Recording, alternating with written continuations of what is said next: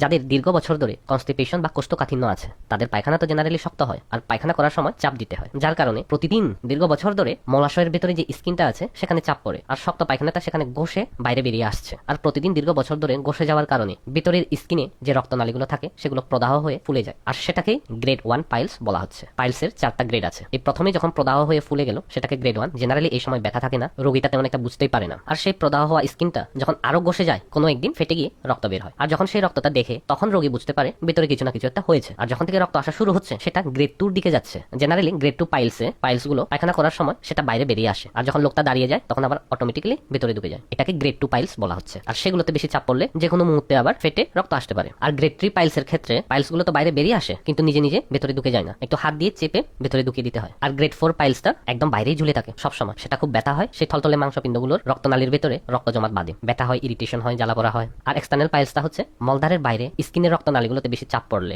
দীর্ঘ বছর ধরে বাইরে সেই মাংসপিণ্ডটা ফর্ম হয়, সেটাকে এক্সটার্নাল পাইলস বলা হচ্ছে। আর অনেকের ক্ষেত্রে বডি ওয়েট বেশি হয়ে গেছে, মোটা পাই ভুগছেন, 15-20 বছর ধরে সে একটা চেয়ারে বসেই কাজ করছেন, তাদের বডি ওয়েটটা সে মলদারেই পড়ে, আর সেখান থেকেও তাদের পাইলস হয়। আর অনেক মেয়েদের ক্ষেত্রে প্রেগনেন্সির কারণে মলাশয়ে চাপ পড়ে, আর সেখান থেকেও পাইলস দেখা দেয়।